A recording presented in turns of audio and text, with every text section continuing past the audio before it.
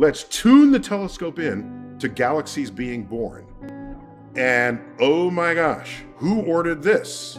We're finding galaxies in the Dark Ages. Are our previous assumptions about the development of the universe still valid? The James Webb Telescope has now detected a whole series of objects that should not actually exist in this form. These include, in particular, inexplicable galaxies that existed just a few 100 million years after the Big Bang and yet already had a mass that is normally only reached after billions of years. And then, of course, there is the Methuselah star, whose age is estimated at up to 15.36 billion years. But how is that even possible when the cosmos itself is only 13.8 billion years old?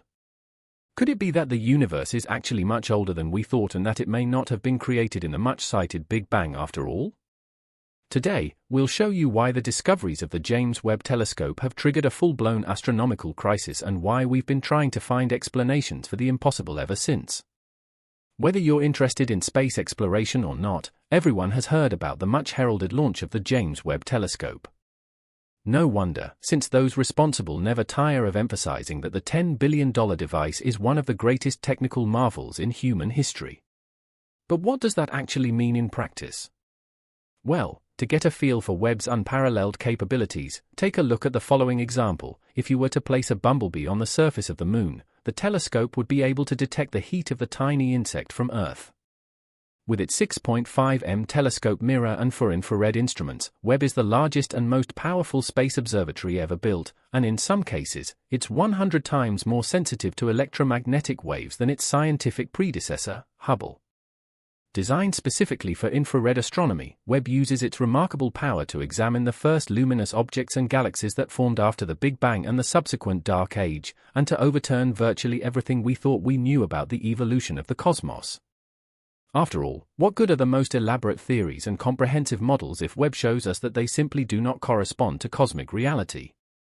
When a discovery made by the Space Telescope is so unexpected and confusing that it plunges experts into a deep crisis of expertise and forces them to make the following statement: "We have discovered the impossible, even the greatest geniuses in history are not immune to error."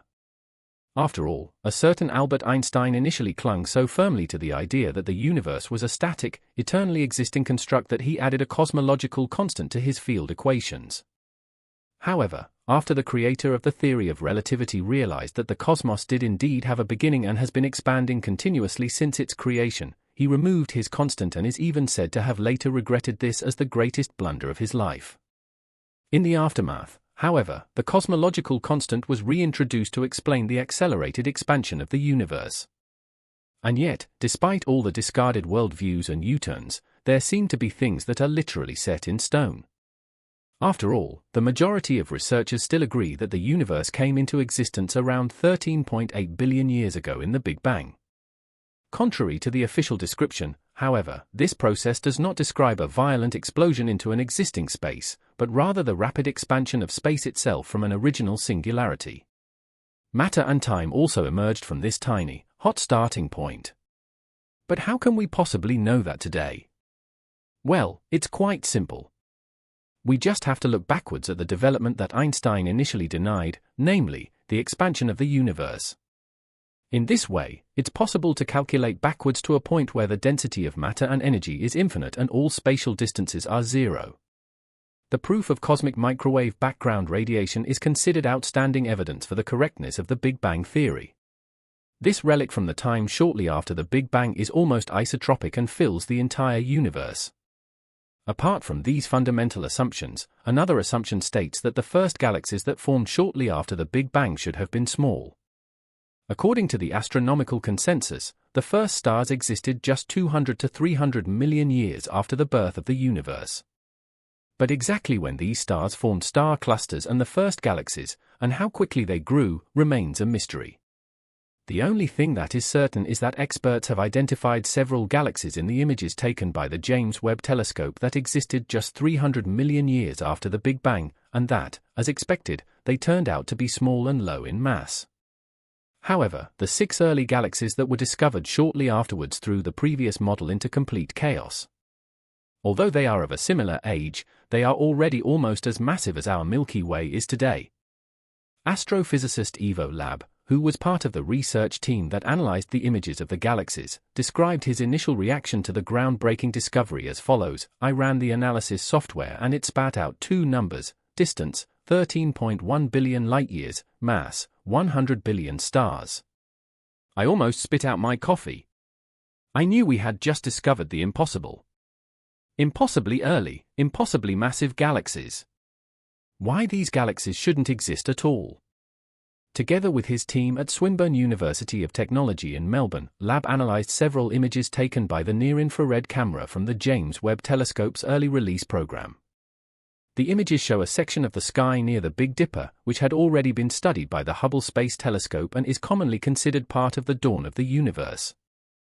During their detailed analysis, the experts finally noticed a series of striking, reddish-shimmering points of light whose characteristics indicated a great distance and, consequently, a great age. Using redshift, the researchers concluded that the light took more than 13 billion years to reach our eyes on Earth, and that it therefore originated from objects that existed just 500 to 700 million years after the Big Bang. Further characteristics of the points of light indicated that we are dealing with 6 very early galaxies. But instead of the predicted baby galaxies, the scientists were confronted with fully grown galactic giants that exceeded all expectations. The data revealed that all 6 early galaxies have more than 10 billion solar masses of stars, and that one of them could even be approaching the 100 billion solar mass mark. But how is that even possible? According to our current knowledge, there simply wasn't enough normal matter at that point in time to form so many stars in such a short period of time. Well, to explain the existence of these galaxies, either the matter density in the early universe must have been 2 to 5 times greater than our models predict, or the galaxies must have formed in a way that is completely unknown to us. Either way, scientists find themselves in a real dilemma. Both cases require a profound change in our understanding of the evolution of the universe. And if anyone knows what such a profound change in understanding might look like, it's Rajendra Gupta. After all, the astrophysicist from the University of Ottawa and his team came to the following groundbreaking conclusion: the universe could be twice as old as we thought. But how did scientists arrive at such a conclusion that contradicts our established assumptions? Well, on the one hand, we must not forget that the 6 early galactic heavyweights were ultimately only the beginning of further similarly confusing discoveries. Since then, Webb has brought several other galaxies to light that also appear far too massive for their age. These include the so-called Big Wheel, whose discovery was announced a few weeks ago and which, with an almost monstrous mass 5 times that of the Milky Way, is larger and older than anyone had previously thought possible. But that's not all. In addition to the early galaxies in astonishingly advanced stages of development, we also know of HD 140283, a star that appears to be older than the universe itself. Located in the constellation Libra, the age of this stellar Methuselah is estimated to be between 13.66 and 15.36 billion years. But doesn't that render the discussion about the true age of the universe moot anyway?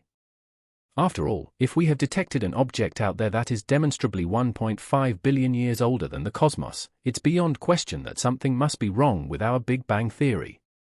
Well, one might think so, but we shouldn't be too hasty. In this case, the crucial point is measurement inaccuracies. Researchers say that a 30% inaccuracy must always be assumed. This means that 70% of the star's age lies within the determined spectrum of 13.66 to 15.36 billion years, and 30% does not. In fact, more recent calculations even suggest that the celestial body could actually be significantly younger. But despite all this, Rajendra Gupta and his team of researchers came to the conclusion that the universe was not formed 13.8 billion years ago, but 26.7 billion years ago. More specifically, the Ottawa researchers focused on the current theory of redshift, which forms the basis for determining the age of the universe. However, the authors of the study criticized this theory for not taking into account the so-called coupling constants. These are fundamental physical constants that determine the interactions between particles and which may have changed over time. And if the models allow them to evolve, the time frame for the formation of early galaxies observed by Webb at high redshifts can be extended from a few 100 million to several billion years. According to Gupta, this makes it easy to explain the confusingly advanced development of early galaxies. After all, they would have had significantly more time to form. In the same breath, However, Gupta also proposes a reinterpretation of dark energy, which is commonly believed to be the driving force behind the accelerated expansion of the universe. And lo and behold, other new research findings now actually suggest the compelling conclusion that this mysterious force is not constant, as previously assumed, but that